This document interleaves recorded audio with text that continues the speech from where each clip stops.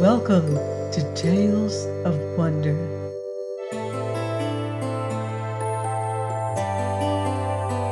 I'm Ardell, reading the Book of Dragons by E.Nesbit.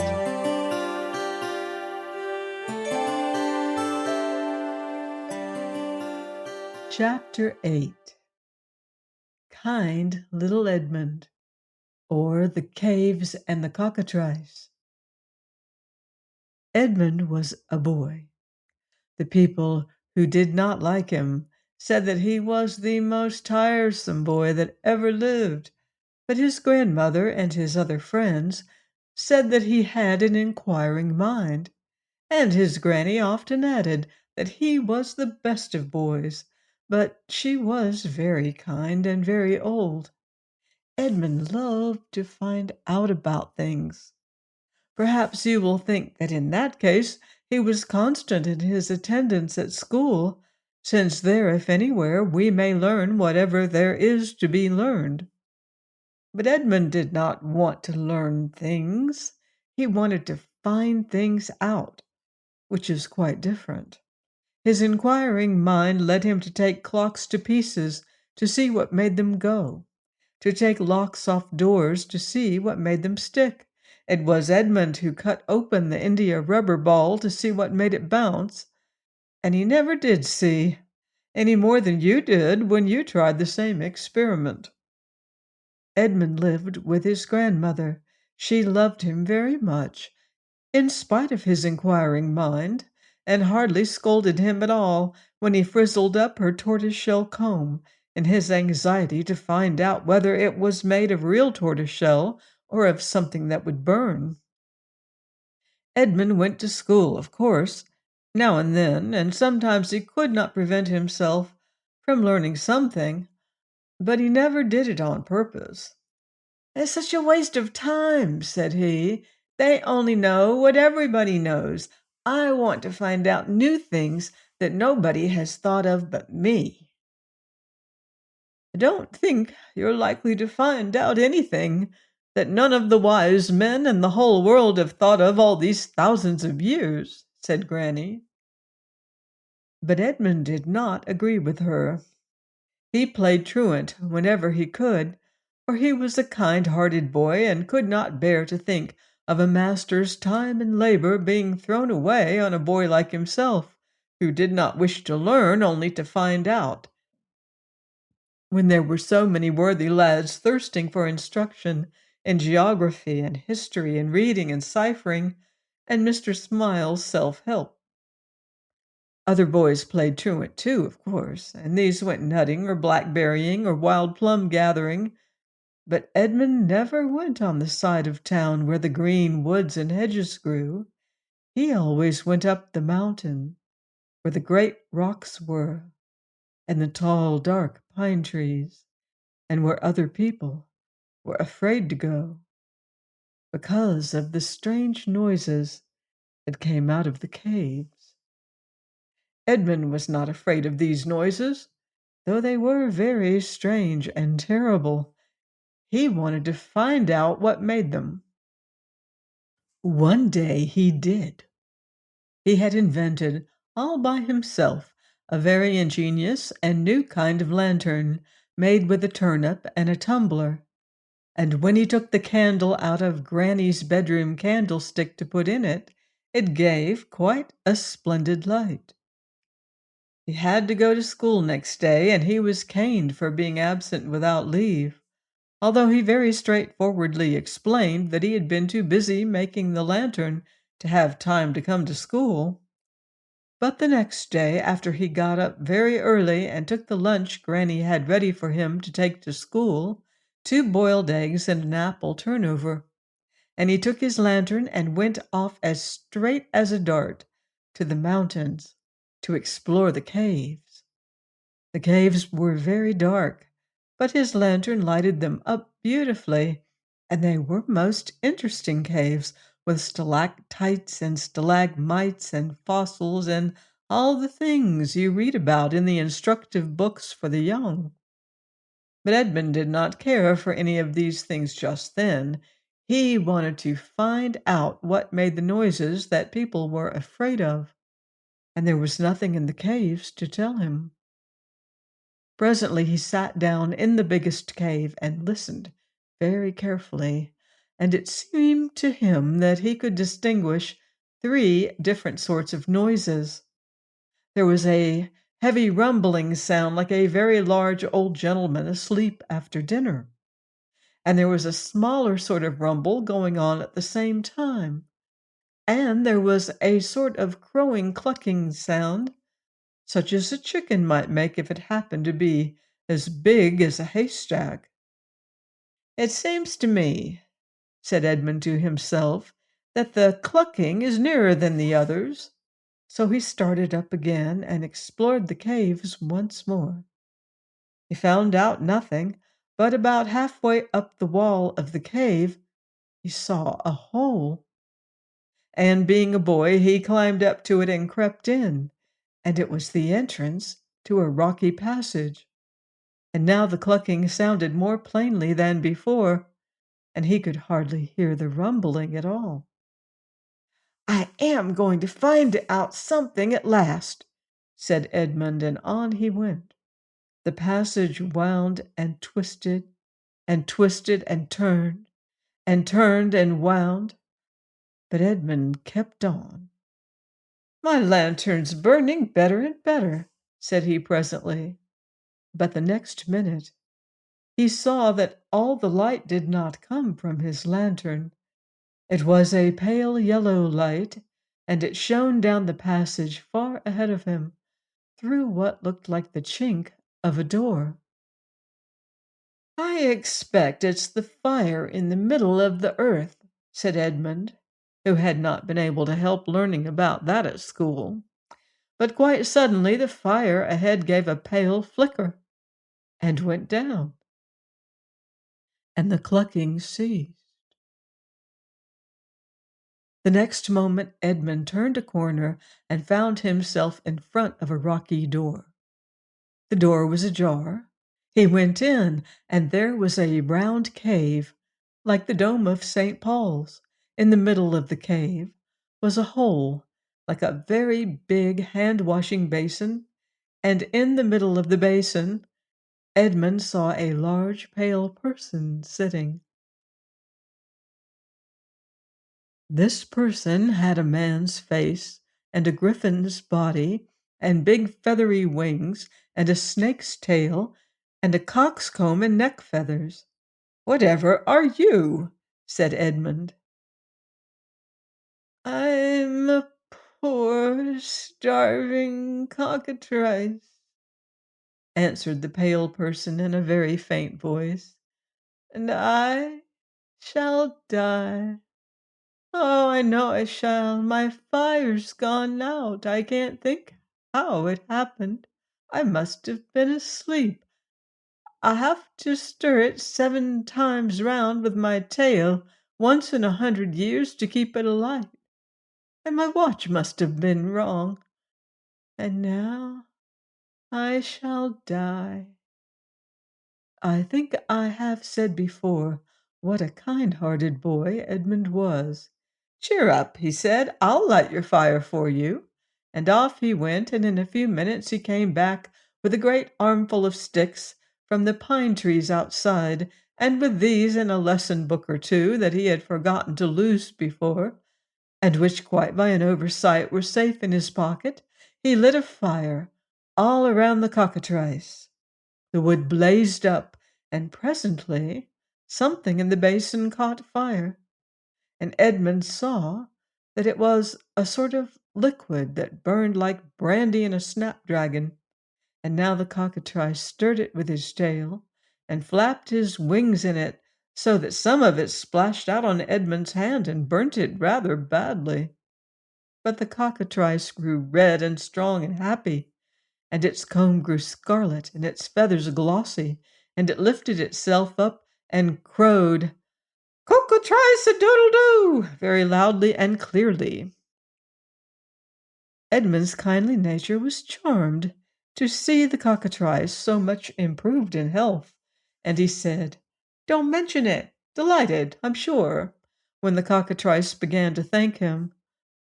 "But what can I do for you?" said the creature. "Tell me stories," said Edmund. "What about?"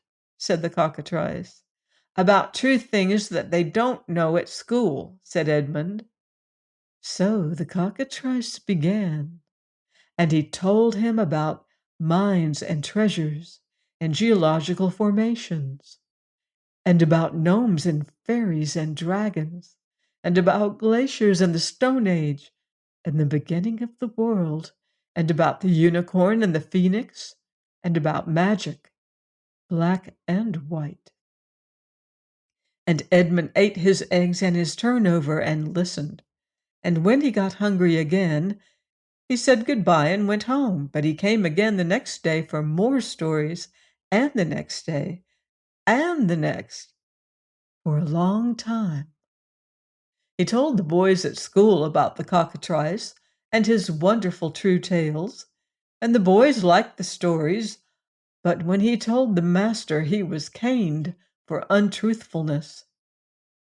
"But it's true," said Edmund. "Just you look where the fire burnt my hand." "I see you've been playing with fire, into mischief as usual," said the master, and he caned Edmund harder than ever. The master was ignorant and unbelieving, but I am told that some schoolmasters are not like that. Now one day Edmund made a new lantern out of something chemical that he sneaked from the school laboratory. And with it he went exploring again to see if he could find the things that made the other sorts of noises. And in quite another part of the mountain he found a dark passage, all lined with brass, so that it was like the inside of a huge telescope.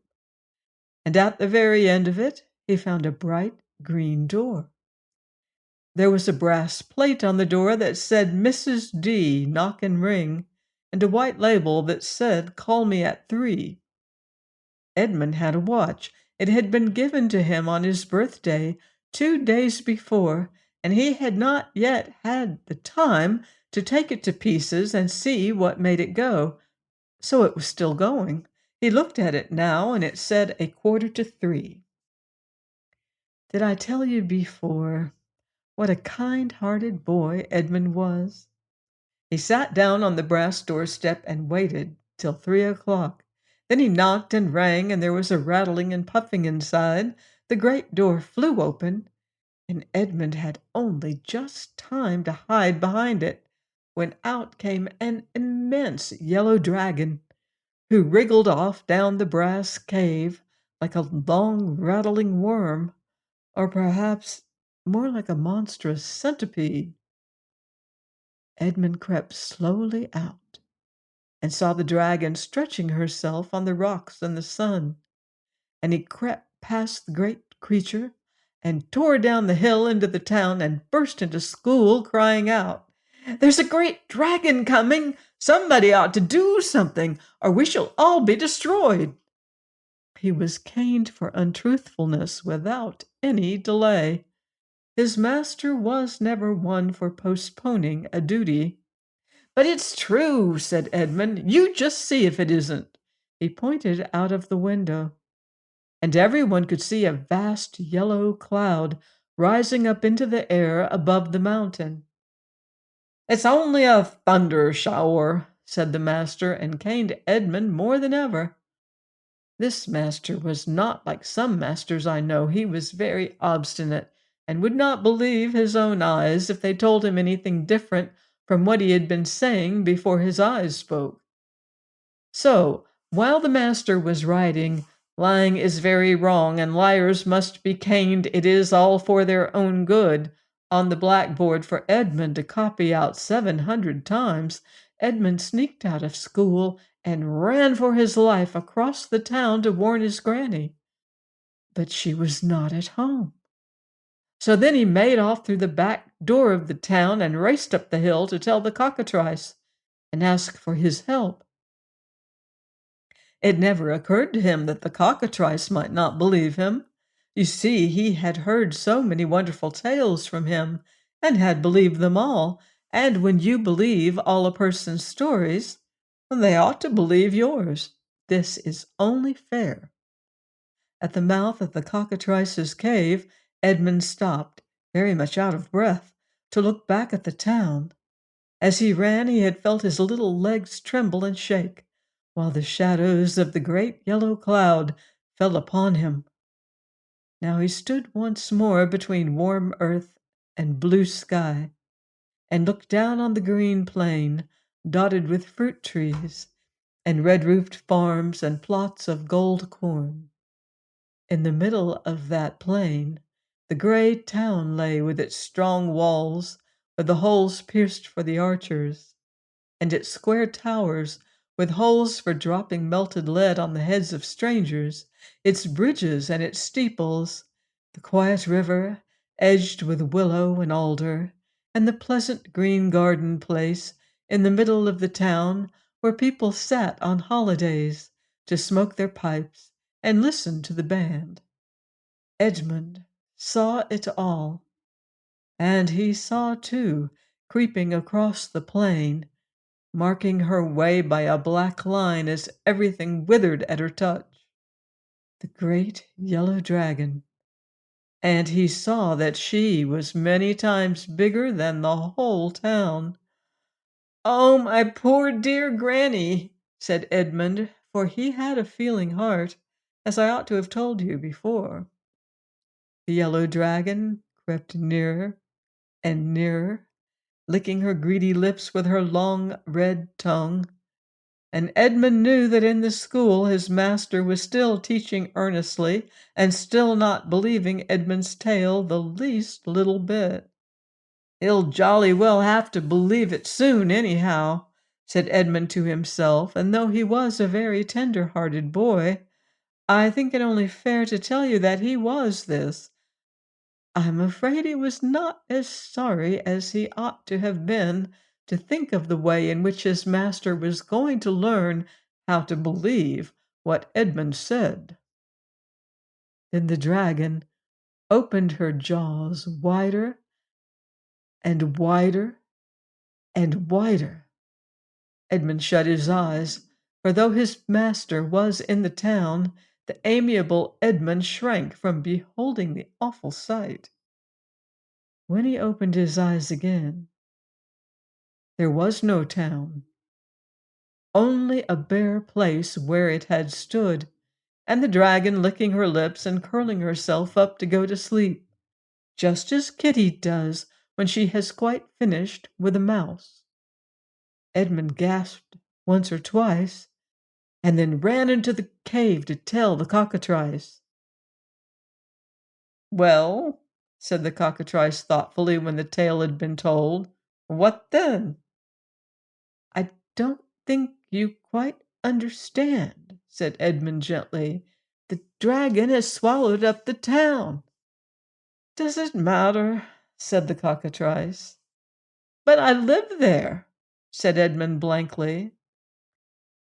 "Never mind," said the cockatrice, turning over in the pool of fire to warm its other side, which was chilly because Edmund had, as usual, forgotten to close the cave door. "You can live here with me."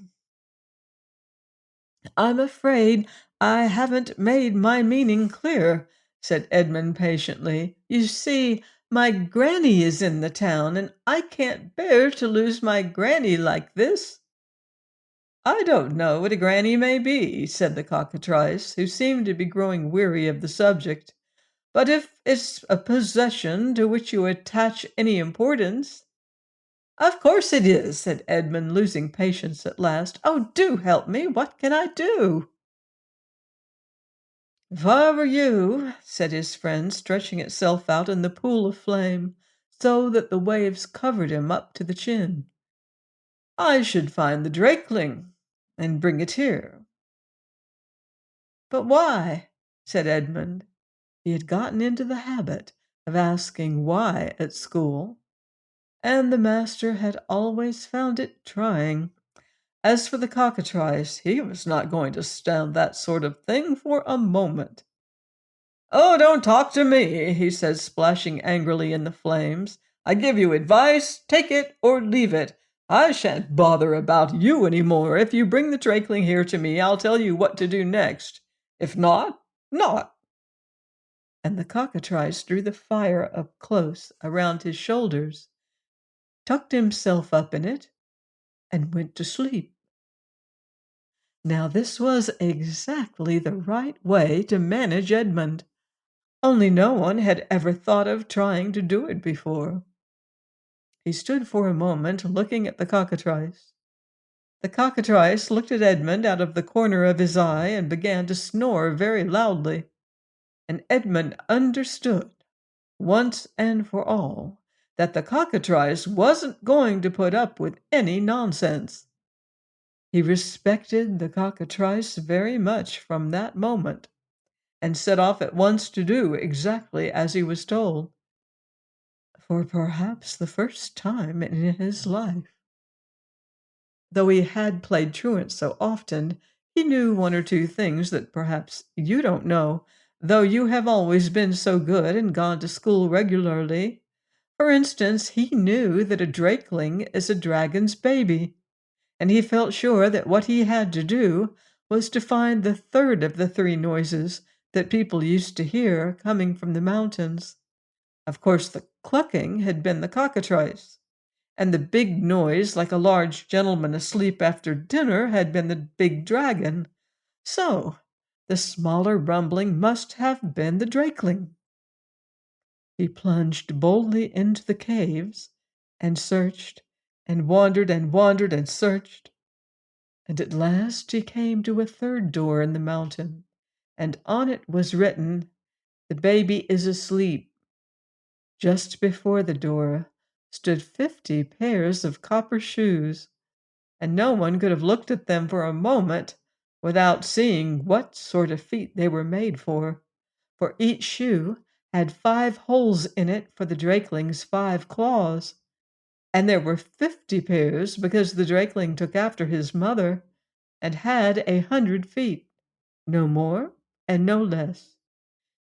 He was the kind called Dracocentipedis in the learned books. Edmund was a good deal frightened, but he remembered the grim expression of the cockatrice's eye, and the fixed determination of his snore still rang in his ears, in spite of the snoring of the drakeling, which was in itself considerable. He screwed up his courage, flung the door open, and called out, "Hello, you, drakeling! Get out of bed this minute!" The drakeling stopped snoring and said sleepily, "It ain't time yet." "Your mother says you are to anyhow, and look sharp about it, what's more," said Edmund, gaining courage from the fact that the drakeling had not yet eaten him. The drakeling sighed, and Edmund could hear it getting out of bed. The next moment it began to come out of its room and to put on its shoes. It was not nearly so big as its mother, only about the size of a Baptist chapel. "Hurry up," said Edmund as it fumbled clumsily with the 17th shoe. "Mother said I was never to go out without my shoes," said the drakeling. So Edmund had to help it put them on. It took some time, and was not a comfortable occupation. At last the drakeling said it was ready, and Edmund, who had forgotten to be frightened, said, "Come on, then," and they went back to the cockatrice. The cave was rather narrow for the drakeling, but it made itself thin, as you may see a fat worm do when it wants to get through a narrow crack in a piece of hard earth. "Here it is," said Edmund, and the cockatrice woke up at once and asked the drakeling very politely to sit down and wait. "Your mother will be here presently," said the cockatrice, stirring up its fire. The drakeling sat down and waited, but it watched the fire with hungry eyes. "I beg your pardon," it said at last, "but I am always accustomed to having a little basin of fire as soon as I get up, and I feel rather faint. Might I?" It reached out a claw toward the cockatrice's basin. "Certainly not," said the cockatrice sharply. "Where were you brought up? Did they never teach you that we must not ask for all we see? Eh?" "I beg your pardon," said the drakeling humbly, "but I am really very hungry." The cockatrice beckoned Edmund to the side of the basin and whispered in his ear so long and so earnestly that one side of the dear boy's hair was quite burnt off, and he never once interrupted the cockatrice to ask why. But when the whispering was over, Edmund, whose heart, as I may have mentioned, was very tender, said to the drakeling, "If you're really hungry, poor thing, I can show you where there's plenty of fire." And off he went through the caves, and the drakeling followed. When Edmund came to the proper place, he stopped. There was a round iron thing in the floor, like the ones the men shoot the coals down into your cellar, only much larger. Edmund heaved it up by a hook that stuck out at one side, and a rush of hot air came up that nearly choked him. But the drakeling came close and looked down with one good eye and sniffed and said, "That smells good, eh?" "Yes," said Edmund. "Well, that's the fire in the middle of the earth. There's plenty of it, all done to a turn. You'd better go down and begin your breakfast, hadn't you?" So the drakeling wriggled through the hole and began to crawl faster and faster down the slanting shaft that leads to the fire in the middle of the earth, and Edmund, doing exactly as he had been told, for a wonder, caught the end of the drakeling's tail and ran the iron hook through it, so that the drakeling was held fast, and it could not turn around and wriggle up again to look after its poor tail because, as everyone knows, the way to the fires below is very easy to go down, but quite impossible to come back on. There is something about it in Latin beginning facilis descensus. So there was the drakeling fast by the silly tail of it, and there was Edmund very busy and important and very pleased with himself, hurrying back to the cockatrice. "Now," said he. "Well, now," said the cockatrice, "go to the mouth of the cave and laugh at the dragon so that she hears you." Edmund very nearly said, "Why?" but he stopped in time and instead said, "She won't hear me." "Ah, very well," said the cockatrice. "No doubt you know best." And he began to tuck himself up again in the fire. So Edmund did as he was bid. And when he began to laugh, his laughter echoed in the mouth of the cave till it sounded like the laughter of a whole castle full of giants.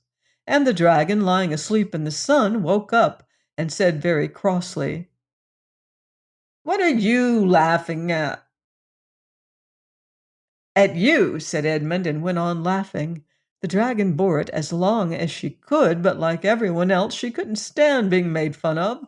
So presently she dragged herself up the mountain very slowly, because she had just had a rather heavy meal, and stood outside and said, "What are you laughing at?" in a voice that made Edmund feel as if he should never laugh again. Then the good cockatrice called out, "At you! You've eaten your own drakeling, swallowed it with the town, your own little drakeling! Ha, ha, ha, ha!" And Edmund found the courage to cry, "Ha, ha!" which sounded like tremendous laughter in the echo of the cave. "Dear me," said the dragon, "I thought the town stuck in my throat rather. I must take it out and look through it more carefully." And with that she coughed and choked and there was the town on the hillside. Edmund had run back to the cockatrice, and it had told him what to do. So, before the dragon had time to look through the town again for her drakeling, the voice of the drakeling itself was heard howling miserably from inside the mountain, because Edmund was pinching its tail as hard as he could in the round iron door, like the one where the men pour the coals out of the sacks into the cellar. And the dragon heard the voice and said, "Oh, whatever's the matter with baby? He's not here," and made herself thin and crept into the mountain to find her drakeling. The cockatrice kept on laughing as loud as it could, and Edmund kept on pinching, and presently the great dragon, very long and narrow she had made herself, found her head where the round hole was with the iron lid. Her tail was a mile or two off, outside the mountain. When Edmund heard her coming, he gave one last nip to the drakeling's tail, and then heaved up the lid and stood behind it, so that the dragon could not see him. Then he loosed the drakeling's tail from the hook, and the dragon peeped down the hole just in time to see her drakeling's tail disappear down the smooth, slanting shaft with one last squeak of pain. Whatever may have been the poor dragon's other faults, she was an excellent mother. She plunged headfirst into the hole and slid down the shaft after her baby. Edmund watched her head go, and then the rest of her. She was so long now she had stretched herself thin that it took all night. It was like watching a goods train go by in Germany. When the last joint of her tail had gone, Edmund slammed down the iron door. He was a kind-hearted boy, as you have guessed, and he was glad to think that the dragon and drakeling would now have plenty to eat of their favorite food for ever and ever. He thanked the cockatrice for his kindness, and got home just in time to have breakfast and get to school by 9. Of course, he could not have done this if the town had been in its old place by the river in the middle of the plain, but it had taken root on the hillside, just where the dragon left it. "Well," said the master, "where were you yesterday?" Edmund explained, and the master at once caned him for not speaking the truth. "But it is true," said Edmund. "Why, the whole town was swallowed by the dragon. You know it was." "Nonsense," said the master. "There was a thunderstorm and an earthquake, that's all." And he caned Edmund more than ever. "But," said Edmund, who would always argue even in the least favorable circumstances, "how do you account for the town being on the hillside now, instead of by the river as it used to be?" "It was always on the hillside," said the master, and all the class said the same, for they had more sense than to argue with a person who carried a cane. "But look at the map," said Edmund, who wasn't going to be beaten in argument, whatever he might be in the flesh. The master pointed to the map on the wall, and there was the town on the hillside. And nobody but Edmund could see that, of course, the shock of being swallowed by the dragon had upset all the maps and put them wrong. And then the master caned Edmund again, explaining that this time it was not for untruthfulness, but for his vexatious argumentative habits. This will show you what a prejudiced and ignorant man Edmund's master was. How different from the revered head of the nice school where your good parents are kind enough to send you.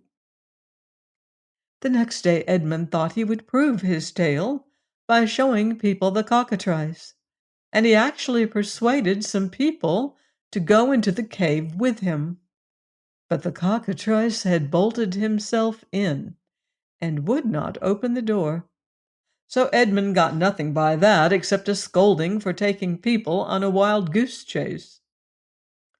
"A wild goose," said they, "is nothing like a cockatrice." And poor Edmund could not say a word, though he knew how wrong they were. The only person who believed him was his granny, but then she was very old and very kind, and had always said he was the best of boys. Only one good thing came out of all this long story. Edmund has never been quite the same boy since. He does not argue quite so much, and he agreed to be apprenticed to a locksmith so that he might one day be able to pick the lock of the cockatrice's front door and learn some more of the things that other people don't know. I hope you've enjoyed this book. Please join me next time for another enchanting season of stories here on Tales of Wonder.